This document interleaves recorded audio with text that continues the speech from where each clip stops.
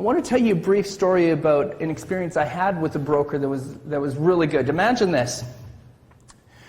I was dating this amazing woman at the time, Nicole, and I had made the commitment that I was going to move from Saskatoon to Toronto where she lived. And before I made that commitment, I actually was in the process of selling some properties. I had lots of properties. I bought and sold properties as well. And one of the main properties that I had, it was a large home. It was a 5-bedroom home.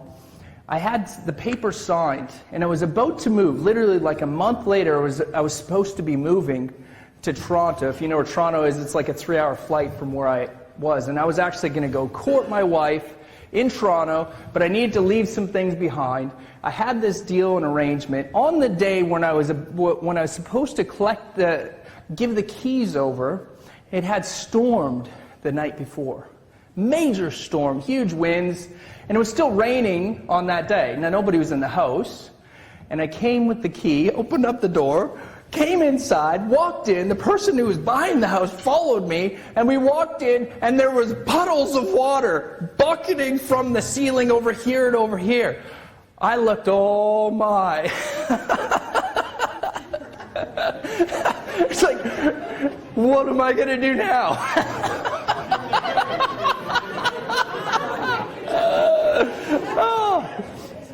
Well, I was sure glad that I had a good broker. Because I didn't just have to navigate, moving long distance to another place, but my broker helped me with the whole transition, and it was just a great end result. The deal still went through, thank God, and everything worked out. And I have a great respect for what you all do as well, and I think that's really important. I want to just now bring your attention to the pages that are in front of you. All right. I've been doing this thing for a long time, and I realized some things. You're not going to remember or take in 100% of what I actually talk about. The steps aren't too massive. But I want to actually get your attention to the bottom part here. If you have 3 major takeaways that can transform your business from this 1-hour talk, do you think that would be worth your time? Yeah? So I believe that there's more than 3. But that's me, and I'm biased. But there's 3 takeaways that I want you to really strongly consider. And they might be things you're already doing, but you just want to do a little bit further or just go deeper with them. So I want you to consider the 3 major takeaways. And there's also, we're going to be going through a simple strategy on how to build rapport. And I made it simple so that it's all in the circle, so you can just fill in the blanks, basically, and then write any notes that you want as well on your little forms here. All right. So what is rapport? I call it the X factor. It's the X factor in relationship. It exists when there's an understanding, trust, and a sense of being in sync with another person. So when you get somebody, another way of putting it is that there's a strong affinity with another person. And you don't always just get that automatically. Our company is actually also the Australian head office for a brand called Life Languages. And some of you may have heard of it. It's a profile. It's a psychometric profile. You may have done DISC or Myers-Briggs or something like that. This is a different type of profile. It's actually more geared towards helping you understand how you communicate and then build rapport with the way you communicate. There's some interesting stats. There are thousands of people that have done this product. And I want to give some of those to you. There's thinking people, more inclined to thinking people, right? So the thinking people, they might be thinking right now, is this guy going to really bring the goods?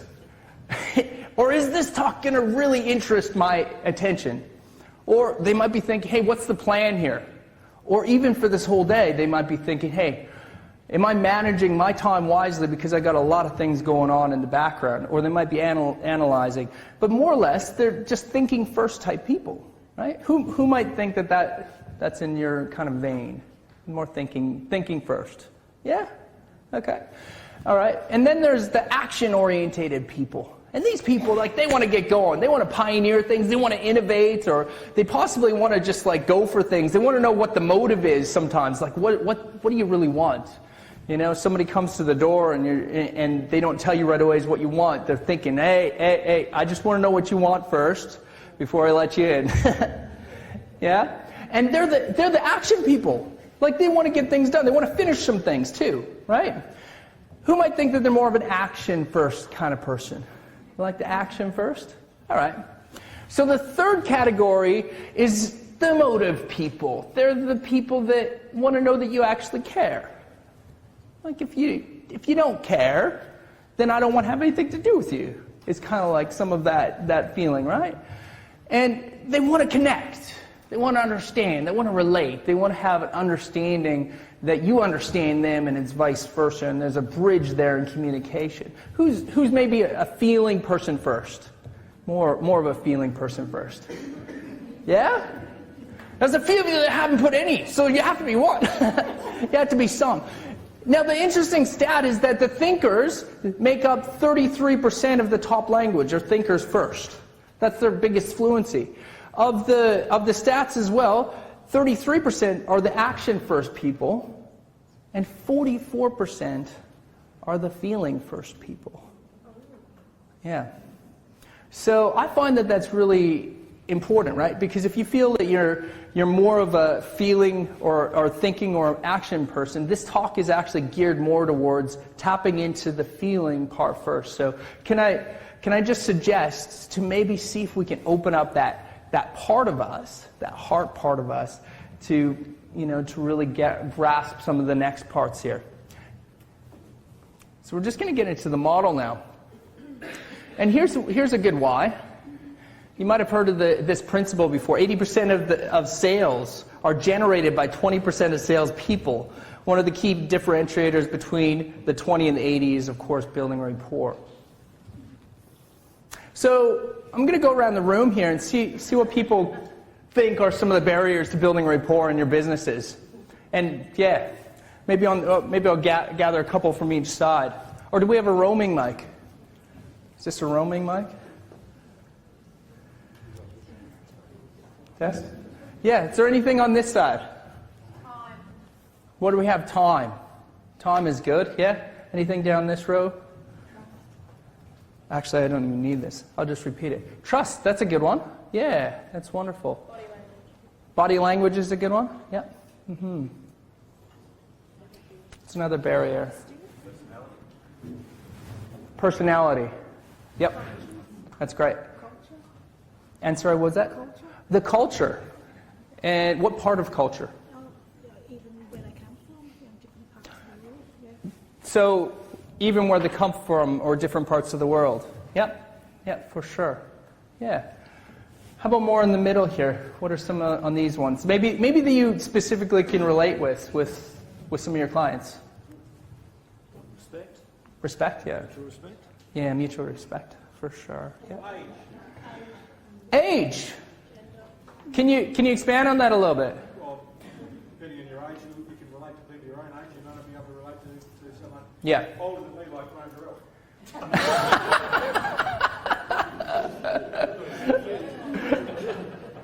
Looks like you guys are relating just fine. I saw the chuckles.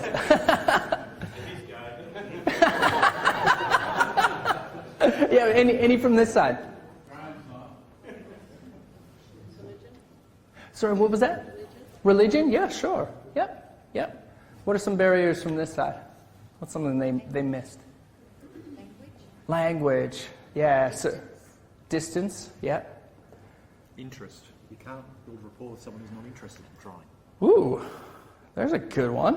Did anybody hear that? You can't build rapport with people that aren't interested in trying.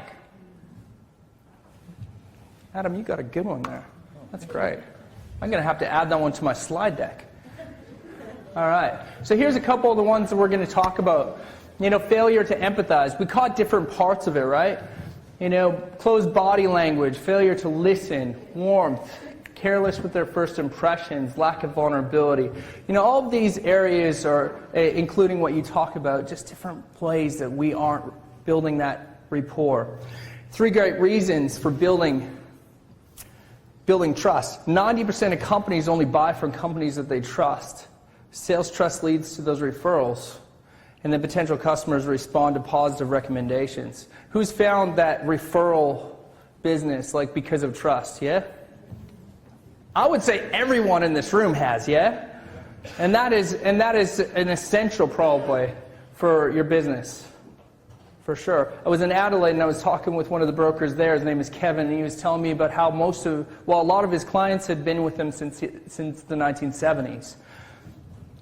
That's pretty amazing. Yep. Okay, so we're going to be going through this model over here, and we're going to go through it one at a time, right? So we'll take a little bit of time on each of these points, but just to set it up, this is what we're going to spend the bulk of our time on today. And you'll have time to write each one of these points down because we'll go through them one at a time. But rapport actually starts before you meet the client. It starts really before, and that's one of the points that I think would be really, really important for us. And then it's about making that first impression, about having that client-centered, or that building that communication, of being authentic, being client-centered, having empathy, and having that genuine affirmation. So let's talk a little bit now about what we do before. So we need to adopt an intentional plan to connect. So one of the strategies that I'm sure you're already doing, but perhaps you can also improve on, is to make a real solid plan. So if you're looking to actually talk about some of these new packs, for instance, or if you're looking to talk about cyber or another product, it's about having an intentional plan to actually connect for a reason. Have you ever heard of Maslow's hierarchy of needs? Some of you in the room have? Yeah. Okay, it's a fairly simple model here. Basically what he's come up with, Maslow's philosophy, is that we actually have a number of different needs that go up in a pyramid. So physiological, that's the need, of course, to have food and to have our necessities taken care of, and then safety, and then love. And then coming up to esteem and self-actualization. You can't have one without having the others, what he actually is trying to prove with the pyramid system. And I want to draw your attention to the middle one there with love. Since it's so fundamental to being human, to love, it's so important with rapport to actually tap more into that. We can all appreciate the different things. We might get trapped in shyness or reactivity or busyness or competitiveness or treating people as objects, or even jealousy or just being arrogant. But we want to just really dive into that love. Because if you don't love people, it's going to be hard for you to take the next steps in rapport building. One of the next points is to reframe those negative stories that we may have in our own life. Now, everybody's got them, right? I'm dealing with them all the time. We have a process in our coaching that help people to really break through those negative stories. We sometimes do visualization practices to actually do that. But I want to tell you just really quickly a step-by-step process here. And by the way, all these notes will be available. Ashley has them available, so all of these with extra notes will be available, so that'll be fine. But one thing that you can do is you can take a look at an incident that might have happened in your life. So can I just gather maybe you to think about it like an incident with a client that might have been not so favorable? Yeah? And every incident has reactions. And they come in the form often of a complaint that you have towards that person. Right? We talked about a lot of those barriers earlier, right? So there might be a complaint that you have. Who's ever complained about a customer before? Come on. Come on. We all have, haven't we? Right?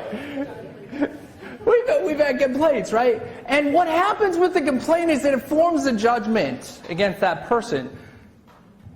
And then there's upsets, the negative mindsets are there, but it's actually a story that we're creating. And those stories don't go away. They have a predictable outcome every single time, right? So it's going to come through in your body language, it's going to come through in your approach with that person, and guaranteed it's going to actually affect your bottom line and your ROI with your potential clients as well.